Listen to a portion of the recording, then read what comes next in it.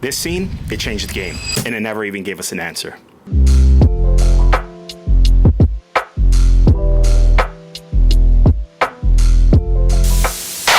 Welcome back to Frame by Frame, where I break down one film I love, one scene that hit, and why it stuck with me as a creator. Today, it's Inception.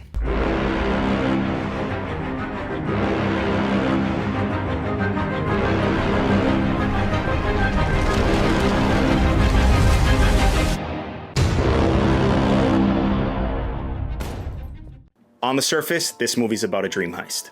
But underneath, it's really about grief and guilt. So in this movie, we follow Cobb. He's trying to get home to his kids, and the only way that he can do that is by planting an idea in somebody else's head. Deep inside a dream, inside a dream, inside a dream. A dream within a dream. 2 levels. 3. It's smart, layered, tight, and every rule it builds pays off in the end. What gets me is how clean the storytelling is. The structure feels engineered, the editing is sharp, but never flashy. The performances, grounded. Nolan doesn't waste a beat. And that ending, easily one of the boldest I've ever seen. In the last scene, they finally complete their mission. Cobb gets to go home. He sees his kids in the distance, he spins his totem one last time, and then he walks away. Here's how the scene plays out. Don't blink. People love to debate this scene. Is he still dreaming? Is this real life? And the wild thing is, the clues are right there, hidden in plain sight. You just have to know where to look. But even if you do find the answer, even if you figure it out, that's not what this moment's really about. Because the most powerful part of this scene, it has nothing to do with the totem. Nothing to do whether it falls or keeps spinning. There's something more important happening here. And if you blink, you'll miss it.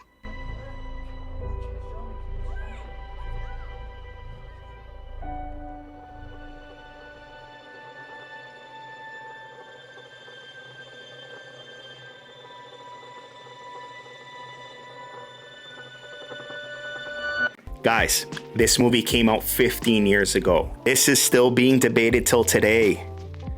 15 years. To say that I'm obsessed with this movie would be an understatement. I've watched this movie maybe 20, 30 times. I love it. I've been on the online forums. I've seen other people's theories. I've gone back. I've studied the movie, see if those theories pan out. You're probably wondering, what's my take on this entire thing? I think we've come up with a pretty conclusive answer at this point. If you go back into the middle of the movie, Arthur's explaining the totem to Ariadne. He explains to her that only she should know the weight and the dimensions of it. Nobody else should. This is the biggest clue in the end. Now remember, the totem that Cobb has doesn't belong to him. It's actually Maul's. He has a different totem. His totem is his wedding ring.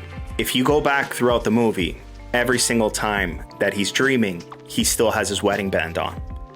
But when he's awake, he doesn't have it. If you look carefully at the end, he doesn't have his wedding band on.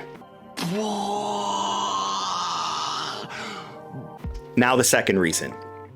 We're gonna cheat a little bit. The great Michael Caine said in an interview that Nolan had actually told him every time that he appears on screen, he's not dreaming. So that's your dead giveaway. The best part about the scene is that the totem's a smokescreen. That's not the important part about the scene. Throughout the movie, Cobb shows that he can't let her go. She's locked inside. Every time that they go into his dream, she appears out of nowhere. Him spinning the totem, but then just walking away and going to his kids, that was a deliberate choice. It was a choice to finally move on, whether it was reality or whether it was a dream. He finally let her go, and that was the point. This is one of the most hotly debated movies of all time, and that's what makes it special. Nolan brought everybody in, and he left everybody hanging, and it was a brilliant choice. It's funny because a lot of people say that we're in a simulation. I guess the question you have to ask yourself is, are you in reality, or are you just living in a dream?